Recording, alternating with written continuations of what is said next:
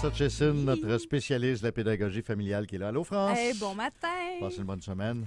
Très belle. Écoute, Good. avec le soleil qui Ouais, revient, moi, on dit que ça fait du bien au moral. Ça paraît, hein? Les Ah. gens sont heureux. Ah, on est heureux, on est de bonne humeur. Les gens en auto sont moins agressifs, ça roule mieux. En tout cas, j'ai fait du vélo en fin de semaine. C'est vrai? Les pistes sont quand même pas si mal. Attention, petite roche, là. Il y a beaucoup de petites roches. par Ouais, exemple. c'est ça, pas tomber puis te blesser. Oui. Tu sois là toutes les semaines, moi, France. Mm. Comment on assure le bonheur de nos enfants? Écoute, Mario, c'est quelque chose que ça fait longtemps que je me questionne. Je me suis dit, à part le QI de nos enfants, hein, l'intelligence, les bulletins, tout ça, c'est sûr qu'on met beaucoup d'emphase là-dessus pour nos parents. Moi, je suis dans des programmes du leadership maintenant pour les adultes et on montre aux adultes à reconnaître leurs émotions, découvrir leur personnalité.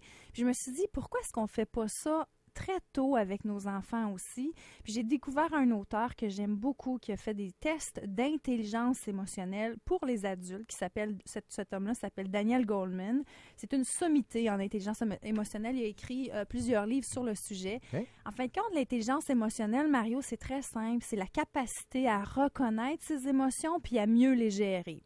Puis quand tu regardes juste dans les nouvelles en ce moment, ce qui se passe, hein, le gars qui est arrivé avec la tronçonneuse puis qui a pété une coche à une famille dans un véhicule, famille, rage au volant, quelqu'un qui a commis des homicides parce qu'il a mal géré tout ce qui se passait. C'est sûr qu'il y a des problèmes de santé mentale, mais je pense sincèrement aussi qu'il y a toute une difficulté d'adaptation, de gestion du stress et capacité à gérer les émotions qu'on vit.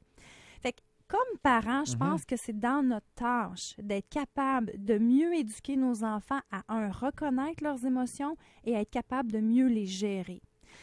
Tant que le parent est capable de gérer ses propres émotions, il me semble, pour apprendre ça aux enfants, je veux dire. Hein? Ça passe par sa propre intelligence émotionnelle aussi. Donc, si je sais que je suis un parent qui pète une coche tout le temps, puis qui fait une crise, puis qu'après ça, il s'excuse, est-ce qu'il y a quelque chose qu'on peut faire pour mieux gérer les émotions, puis mieux reconnaître aussi les signes qui nous font péter notre coche? Donc, il y a deux petits tests que je vais vous laisser en lien, qu'on pourra mettre, bien, c'est sûr, sur pedayoga.ca, il y a toutes les chroniques et en même temps sur la page Facebook. Mais sinon, Jade va nous placer ça. Et oui, il y a deux beaux tests pour découvrir votre intelligence émotionnelle. Puis là, il n'y a pas de bon et de mauvais. C'est pour voir à quelle place vous devez peut-être mettre un petit peu plus d'énergie. Vos enfants, c'est la même chose. Capable de reconnaître ses émotions. Est-ce qu'il est toujours en train de blâmer l'autre enfant ou est-ce qu'il est capable de voir quand il commet lui-même une erreur? Et l'autre chose aussi, c'est admettons que votre enfant, je ne sais pas moi, il vit de la colère. Comment est-ce qu'il exprime sa colère? Est-ce que vous êtes le parent qui a encouragé l'enfant à exprimer sa colère? Donc, on lui pose la question, écoute, qu'est-ce qui se passe? Je sens que tu es en colère. Ou vous êtes le parent qui dit, là, ça fera ta petite crise, va dans ta chambre, va te calmer, puis tu reviendras après, puis on oublie tout. Et ça, on ne fait pas une faveur à notre enfant parce que qu'est-ce qu'on montre à ta fille? Mettons, tu fais ça avec ta fille. Ou tes filles. Tu ne laisses pas exprimer. Qu'est-ce qu'on apprend à faire? Ses émotions, on va les refouler, c'est ça? On apprend à refouler les émotions, on apprend à les cacher, on apprend à faire aussi, les filles, on est bonnes là-dedans, des fois, faire un petit peu de la baboune. Ah oui? Jamais entendu parler de ça. On le dit pas, puis à un moment donné, ça pète, puis ça fait un an que ça s'est passé, mais qu'on la ramène, l'histoire, puis on l'a encore sur le cœur. Donc, il faut exprimer ces émotions-là, donc montrer à nos enfants l'exprimer, puis des fois, ça prend du temps, ça, Mario. Ça prend du temps parce que si l'enfant fait une crise ou il a l'air d'avoir la baboune, justement, bien, il faut prendre le temps de demander qu'est-ce qui se passe. Je sens que tu es fâché, je sens que tu n'es pas dans ton assiette. Peux-tu me dire ce qui se passe? Puis des fois, là, Mario, là... Faut écouter. À partir de là, on apprend beaucoup de choses, c'est ça que tu veux dire? Ça prend du temps. C'est pas quelque chose qui va te le dire automatiquement parce que apprendre à reconnaître qu'est-ce que je sens dedans, puis mettre un mot dessus, c'est un apprentissage pour tout le monde. Même nous autres, des fois, on se dit « Voyons, ça va pas en dedans » ou « Je suis frustrée ». Mais on répond « C'est correct ».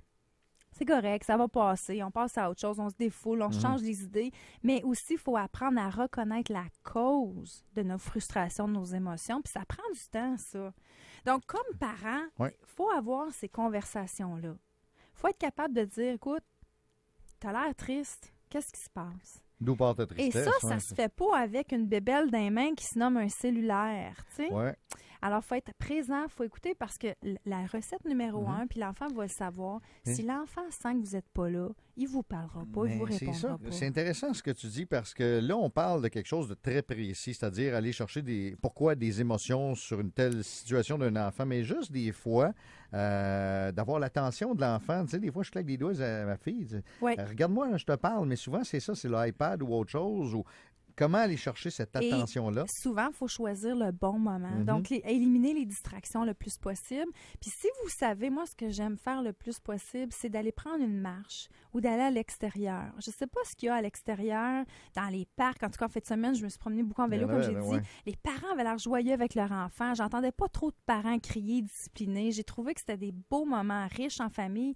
Donc, peut-être qu'il faut choisir la bonne place. Peut-être c'est pas à table de cuisine en soupant puis que tu avales ta gorgée ou ta bouchée de travers. Rapidement, oui. Donc, choisissez vos moments, puis peut-être qu'il faut combiner ça à un moment plaisant, léger. Donc, des fois, l'intervention, ça revient à un bon point, ça, Mario, cette question-là, c'est l'intervention n'a pas toujours besoin d'être sur le champ quand vous notez que votre enfant ne file pas ou il n'y a pas l'air dans son assiette.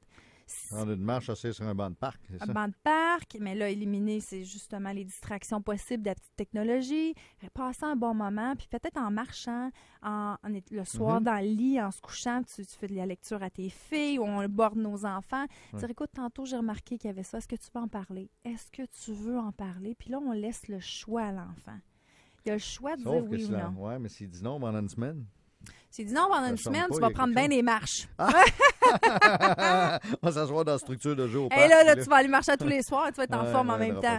Ben, Il faut revenir à la charge. Ce que je veux dire peut-être aujourd'hui avec l'intelligence émotionnelle, c'est que ça ne veut pas dire qu'on l'a fait une fois, qu'on a posé une question une fois, qu'il ne faut pas revenir à la charge en posant la question différemment dans un autre contexte.